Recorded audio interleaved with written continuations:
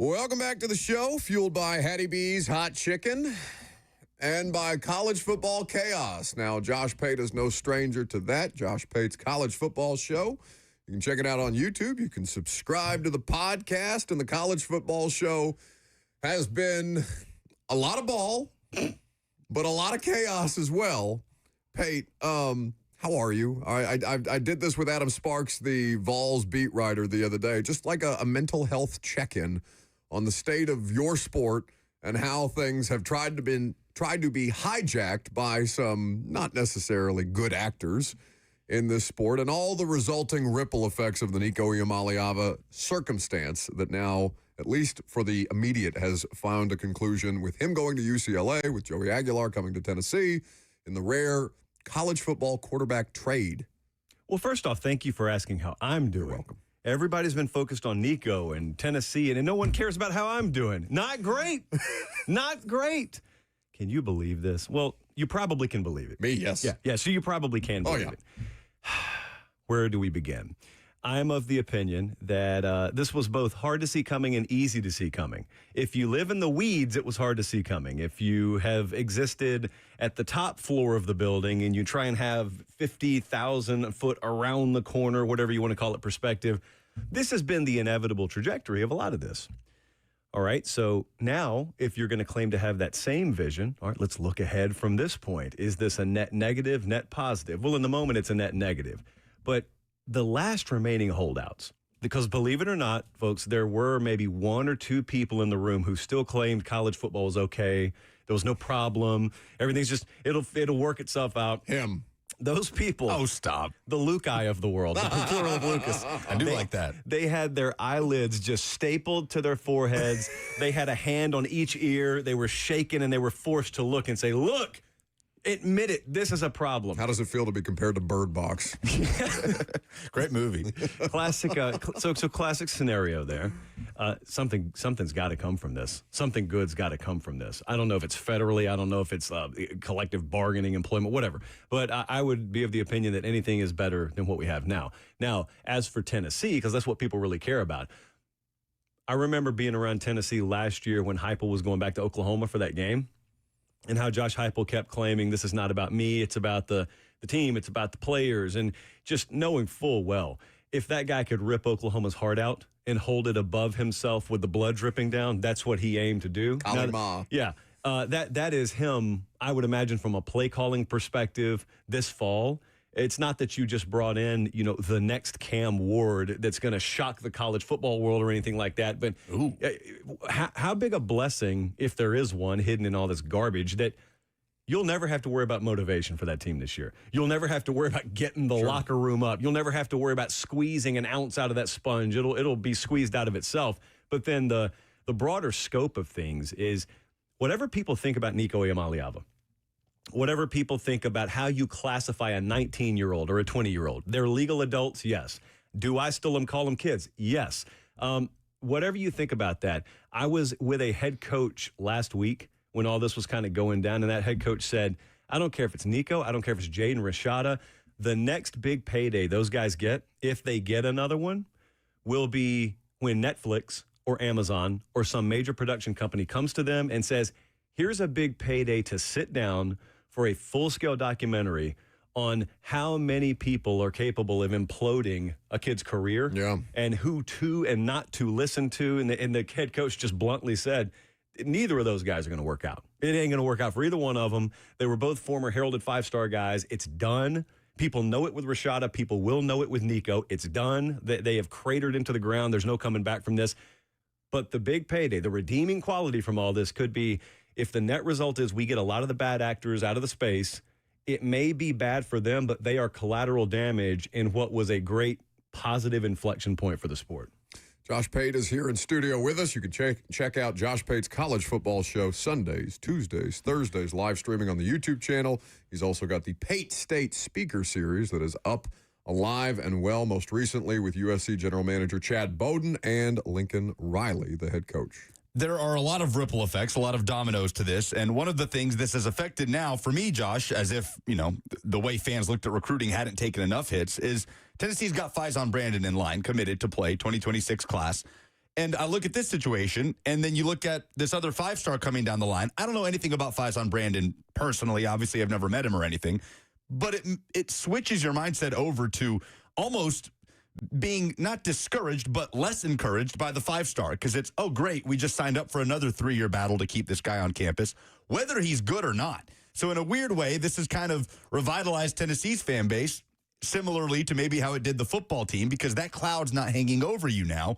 And then the discussion switches over to expectations of Joey Aguilar. Do you feel like he's walking into a favorable situation where Tennessee fans are ready to embrace him, or maybe the opposite of that, where he's walking into a spot where the expectation was probably to get back to the playoff among the fan base, and now you're significantly less talented at the quarterback position? How do you kind of gauge the spot that Aguilar is walking into, which is obviously unique? I think it'll skew when you look at a fan base in terms of age demographic.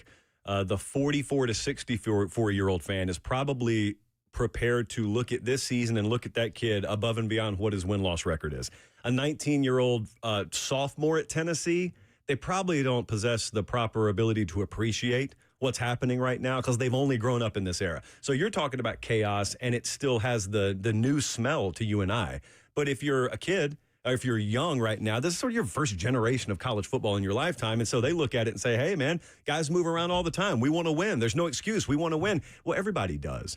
But I also, I don't think that a month ago this was in the cards for anyone, which is just, it's mind-boggling again from many different perspectives. But think about when this happened. I got into a big argument with a bunch of Tennessee folks when this happened, because it happened, and Heupel says, we're done, we're moving on. And a bunch of Tennessee folks wanted to try and convince me this is a win. I said, nobody's a winner here. And they said, oh, it is? It absolutely is, because our head coach took a stand. Yes, he took a stand. I would argue he really didn't have any other choice. He did have another choice. So he took the proper choice. Like, out of a bunch of really, really bad options, he took the least bad of the options. But there's a reason they were all bad. There's not a win there for Tennessee, because the guy who he had planned on his offense revolving around 72 hours prior was no longer there, and it's not due to injury. So that's not a good thing. Long term, you could sell me that Heupel will benefit from this residually, but it's not a win this year. So I wonder, I think it was Urban of all people the other day who said what he said. And you can take Urban Meyer or leave him, I don't care, but there was a germ of truth in what he said, because what he said is everyone wants to praise Josh Heupel now, me included. That's my chest here. I'm praising Josh Heupel too, but if you're a Tennessee fan and you're sitting on the 40-yard line and the same season ticket your family has had for generations, and you drove down here from Johnson City, if they're a 3-loss team entering November, and Heupel walks to the 50-yard line and grabs a mic, like Urban said, and says, hey, but I made the right choice. You're going to give me some grace. What's the reaction? If it's yes, we're giving you grace, then I'll shut up. But I don't necessarily know that that's how major college football works these days. So that doesn't mean we can't get positives out of it. I don't think we have to treat it like a fairy tale. You got to be realistic about it as well. It could be a bad year. It could be a 5-loss season. It was going to be pretty tough with Nico. Without Nico, I don't know where. Look, crazier things have happened. Indiana was in the playoff, well documented last year. Amen. So we'll see. Yeah, not his team, though. He does not claim them. You don't know. Didn't know who Tino Sinceri was until like yesterday. But what I don't think Tennessee fans will do is relitigate. That's so true. It's just the process. It's just, if you're not watching on YouTube, it's just a spear to the side. No one knows the facial expression. He moves on. Well, but that was his stance, that, hey, the second you start losing, then people turn on Heupel. And, my stance. Yes, that's what you were saying. And I see what you're saying, that Tennessee fans aren't going to be beating their chest about we took a stand after we get blown out by Georgia in week 2 or 3 whenever they play. But I don't think Tennessee fans will relitigate this to the point of, well, you should have paid Nico what he wanted. Like, to me, Nico remains the villain in all of this. I agree. And I don't know if house money is probably too strong for Heupel, but I just wonder, for me, I don't know what the expectation for me is and how that gets changed. Now, with Aguilar in the picture, I'm also hoping you can tell us some good things about Joey Aguilar and make me feel good. He wants you to hold his hand through this because he's scared right now. And I already did that walking into the studio, so I'm not going to do that again on air. I will say this: I don't think they'd turn on him. What I'm saying is, I just think in the fog of the season, fog of war, fog of the season, whatever, I just think all perspective gets lost. You see this in a normal season. In a normal season, there will be, let's just pick like an Ole Miss fan, let's just say, or a Tennessee fan, whatever. If I were to pitch them 9-3 or 10-2 this time of year, they'd say, I'll take it. Okay, then you get into the season, and en route to a 10-2 finish, there's so many ups and downs in a season, and that individual fan is so happy, flustered, exasperated, happy again, indifferent. They got through a range, like the rainbow of emotions, because that's the fog of the season. And all I'm saying is when you get into the fog of the season, it does not matter if Carl from Clarksburg, his stance in April is, I'm proud we took a stand come what may this year. Well, is it come what may if it's 35-10 against Bama late third quarter? That's all I'm saying. Not that you're turning on Heupel. You're just every bit as pissed as you would have been if Nico Iamaleava was your starter versus if he's not. That kid, though, from App State is not a bad player. And if there's one guy, if you were to ask me a generic question, let's say you've got just a summer and a fall to get a guy ready, which guy's system do you want an experienced quarterback plugged into? Heupel's right at the top of the list. So that's where I would want to go. I don't want a guy going somewhere where the coach is telling me behind the scenes, yeah, candidly, we could probably install about 40% of our system and just cross our fingers week to week. Well, that's not Heupel. For better or for worse, like I think you'll get that kid up to speed. In other words, whatever his maximum capability is, you'll see it this year. Maybe Aguilar, the only winner in this entire situation. Maybe so. But if he's getting 7 figures less than Nico is making, I'd be looking around and be like, hey, well, I'm your boy, Blue. Come on. Hey, he just got a raise. What are you talking about? Help me out a little bit here. Can I quote you directly to you? I'm uncomfortable with it, but go ahead. That's okay. I live for making people uncomfortable. Quote, a lot of stuff they told you that wouldn't happen. It's funny how it keeps happening. These are the same people who would tell you players would never opt out of playoff games. If we had more playoff games and less meaningless bowl games, then players wouldn't opt out of playoff games. You know, that same crowd fails to mention that this past December, cats like Nico Iamaleava almost held out of playoff games because they were trying to renegotiate contracts in the middle of the playoff run. He wasn't the only one. Now, I'm sure you're familiar with this quote because it's got a fair amount of attention. And obviously, you have your platform to expand upon these things, but I wonder if you could provide additional context to your reporting around that situation and how much more widespread this actually is than the common college football fan realizes. Well, I don't think hardly any fan was aware that during the middle of December last year, many high-profile players, representatives, let me be clear about that, were trying to renegotiate their contracts in the middle of the season. So I would say it's almost certainly more widespread than the average fan thinks. The one thing about Nico, which I wish I worded that differently, because what I was not trying to say he sat there in front of Heupel and said, you pay me or I'm out of this playoff game. But that's the way I made it sound. What I was saying was in the middle of that playoff run, his representatives, with or without his knowledge, I have no way to know that, were trying to leverage the fact that they were in the playoff as a means to get more money out of the collective. That's what I'm saying happened. And it's not just him. That's why I kind of tried to caveat it at every turn with saying it's not just Nico. He's the face of it. But there are a lot of other places out there crossing their fingers now that they see the PR backlash against Nico and whatnot. They're saying, man, I hope it doesn't get out that we did this exact same thing, because now it may irreparably harm our ability to get new clients, or maybe it won't. Who knows? But yeah, that was happening. And so the big complaint I've gotten from a bunch of coaches is not these guys want more money when they perform well. In fact, that's the way they'd like it to work. They just don't want it to work in a sense that, okay, can we wait till the season's over? And then when the season's over, can we have one period where we renegotiate your standing and then we're good, instead of we renegotiate and then spring comes. Like I had a very high profile coach last month tell me a story about how he had a player, pretty poor practice player, not the highest character guy in his locker room. We're talking about someone else other than Nico, someone else other than Tennessee. And he said, but because spring games are the way they are, a couple of years ago, he got into a spring game that he otherwise wouldn't have played in the regular season a whole lot meaningfully. But he gets in the spring game, 2 touchdowns. Kids in our office the next day asking for $110,000 more in NIL. And so we're faced with 2 options. Number one, we can take a stand and say no and gut our depth in that position room, or we can bite the bullet and pay him.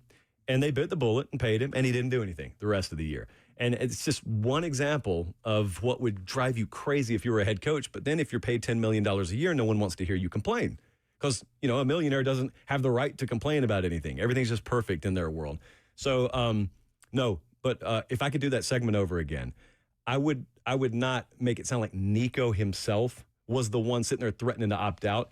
the people around him leveraging the situation for gain before the playoffs are even over. That's what I was talking about. And from your perspective, that makes total sense, because I think regardless of how you would have phrased it, if you would have rephrased it that specific way, fans still would have made it about Nico Iamaleava. He is the face of this thing, whether he is the one outright doing the contract negotiations or not. And the thing that you said that resonates the most with me is something good has to come from this catastrophe where college athletics has no guardrails, where we have continued this 4-year-long exploratory period that the NCAA has just kind of let the athletes and the collectives and their representation run roughshod over. But my question, Pate, is when?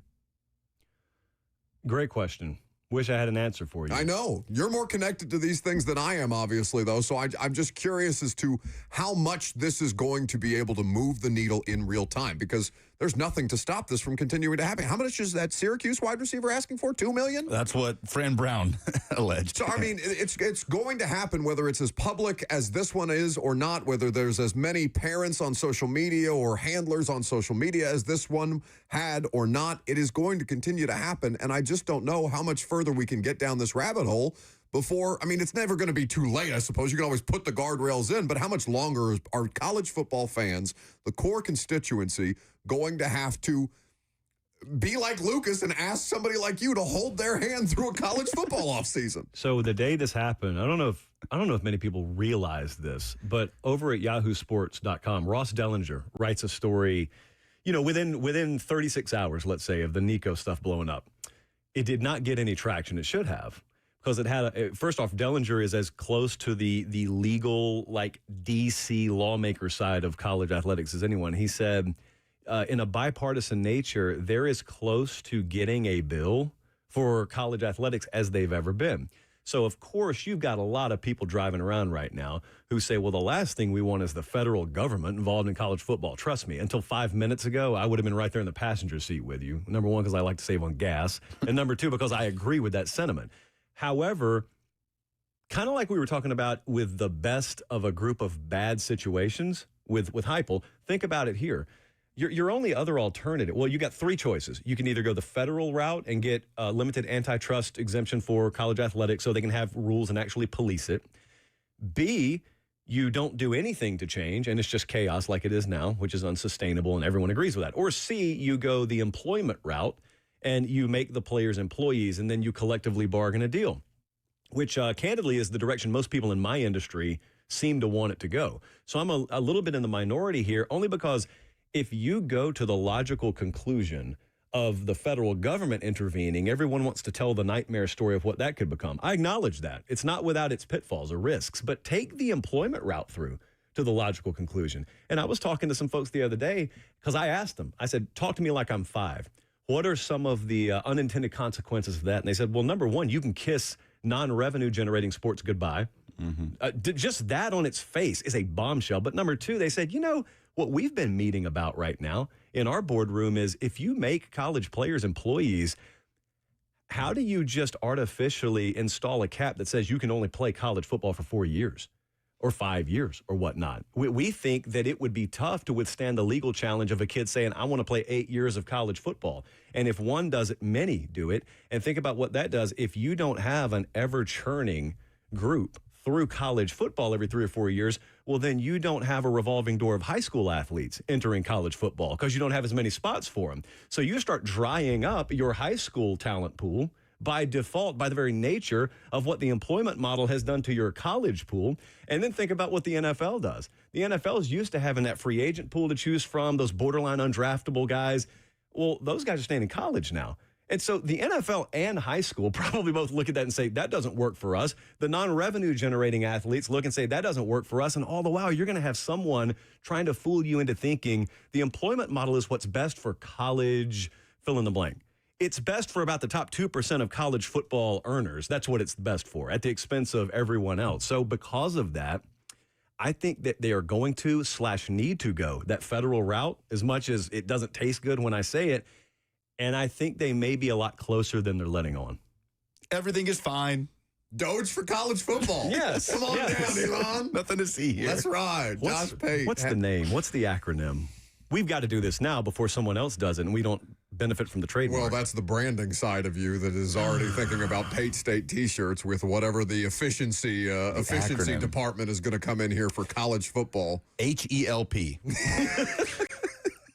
We'll figure out the rest. We start there and then work our way back. We can come up with something creative from that standpoint. Josh Pate's college football show is where you listen to him and watch him Sundays, Tuesdays, and Thursdays. Subscribe to the YouTube channel. I don't know how much pre-workout you've taken because I can see your hand shaking. Look you at got that. another segment in you? I do. You need to ask me some about Cam Ward. I told Lucas I got some Cam Ward stuff. Draft stuff. I've got some. Stuff. I have got some never before told Cam Ward stories. You didn't get this from the Washington Post guy. All due respect, you're not getting this from Mel Kiper because I'm the only one that's let him practice down there. All the rest of the media gets blocked out. So I've seen some stuff with Cam Ward. Draft expert Josh Pate. There you go. Find out next.